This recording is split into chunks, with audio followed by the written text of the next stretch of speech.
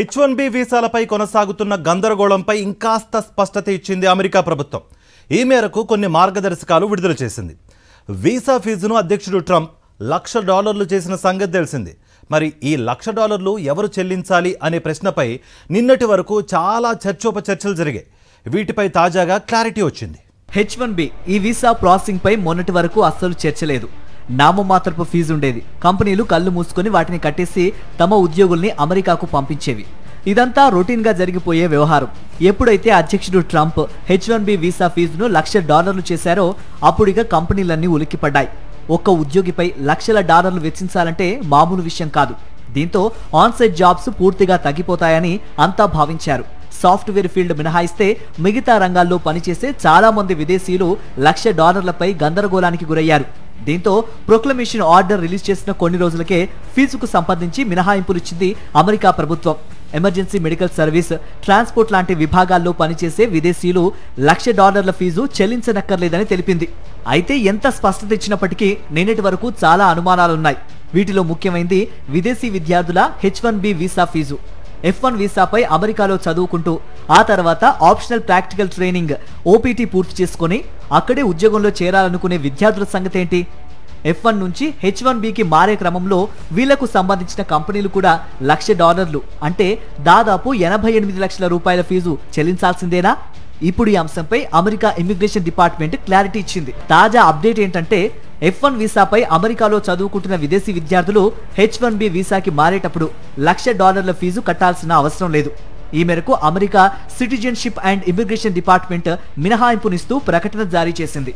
H1B visa fee పెంపు కేవలం బయట దేశాల నుంచి అమెరికాలో ఉద్యోగం కోసం వచ్చే వాళ్లకు మాత్రమే వర్తిస్తుందని స్పష్టతనిచ్చింది. అయితే ఇక్కడ కూడా ఓ చిన్న మెలిక పెట్టింది. $1,00,000 ఫీజు పెంపు ప్రకటన వెలువడే సమయానికి అమెరికాలో చదువుకుంటున్న విదేశీ విద్యార్థులకు మాత్రమే ఈ మినహాయింపు వర్తిస్తుంది. ఈసారి అతిపెద్ద ఊరట ఏంటంటే అమెరికాలోనే ఉంటూ వీసాలో చేంజ్ ఆఫ్ స్టేటస్ కోరుకునే వాళ్ళకి $1,00,000 ఫీజు వర్తించదు. ఇక ఇప్పటికే అమెరికాలో H1B వీసాపై ఉద్యోగం చేస్తున్న విదేశీయులు తిరిగి దాని రెన్యువల్ లేదా సవరణల కోసం అప్లై చేసుకునేటప్పుడు కూడా $1,00,000 బ్రాకెట్ వర్తించదు. H1B వీసా $1,00,000 ఫీజు చెల్లించే విధానం ఇవాల్టి నుంచి అమల్లోకి వచ్చింది. ఈ మేరకు డబ్బు చెల్లించాల్సిన ఆన్లైన్ లింకును ఇమిగ్రేషన్ విభాగం యాక్టివ్ చేసింది. H1B వీసా వ్యవస్థను సంస్కరించడంతో పాటు విదేశీ ఉద్యోగుల రాకను తగ్గించడమే లక్ష్యంగా ఈ విధాన నిర్ణయాన్ని అమలు చేస్తోంది US గవర్నమెంట్.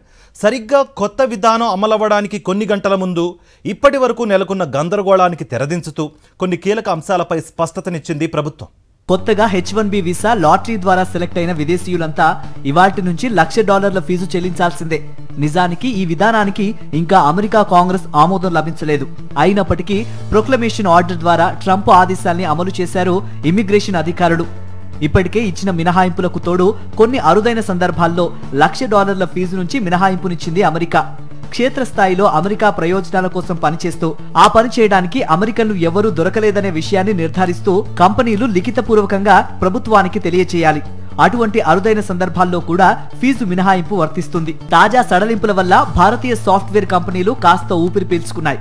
ఇప్పటికే చాలా కంపెనీల నుంచి భారతీయ ఉద్యోగులు అమెరికాలో పనిచేస్తున్నారు.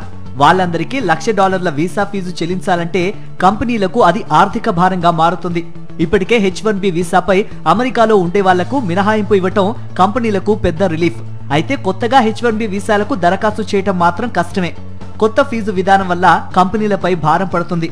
పరోక్షంగా ఆ ప్రభావం ఉద్యోగులపై కూడా పడుతుంది. కొత్తగా అమల్లోకి వచ్చిన $1,00,000 ఫీజు మొత్తాన్ని కంపెనీలు ఒకేసారి చెల్లించాలి. ఒకవేళ అప్లికేషన్ రిజెక్ట్ అయితే ఫీజు వెనక్కి ఇవ్వరు. సెప్టెంబర్ 21కి ముందు దాఖలైన ఆమోదం పొందిన అప్లికేషన్లపై $1,00,000 ఫీజు చెల్లించాల్సిన అవసరం లేదు.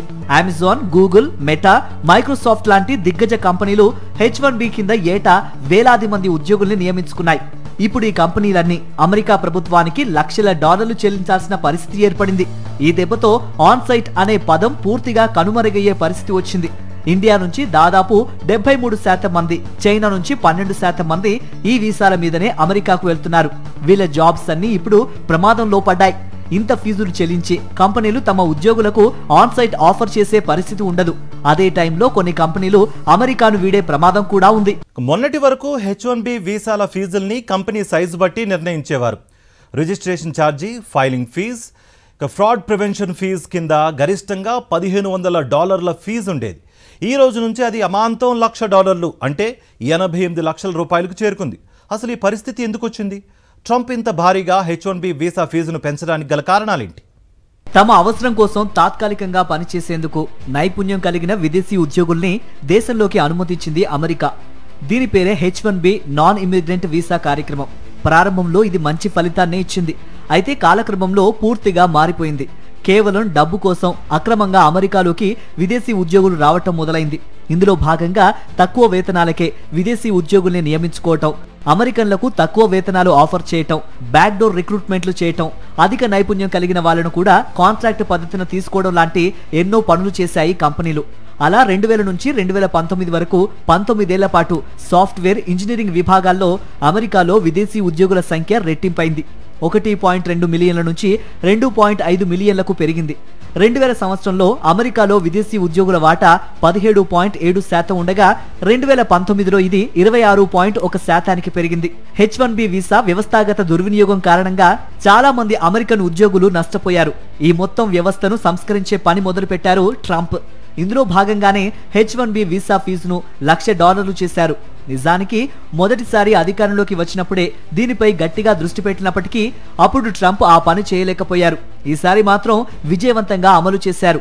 తాజా నిర్ణయంతో అమెరికన్లకు ఉద్యోగ అవకాశాలు పెరుగుతాయనేది ట్రంప్ ఆశ. మొన్నటి వరకు కాస్త తక్కువ నైపుణ్యం కలిగిన ఉద్యోగినైనా H-1B వీసా కింద అమెరికాకు తీసుకువచ్చి అవసరమైతే ట్రైనింగ్ ఇచ్చి ఉద్యోగం ఇచ్చేవి కంపెనీలు. తక్కువ జీతాలిచ్చి ఎక్కువ లాభాల్ని వెనకేసుకునేవి. కానీ ఇకపై ఇలాంటివి కుదరవు.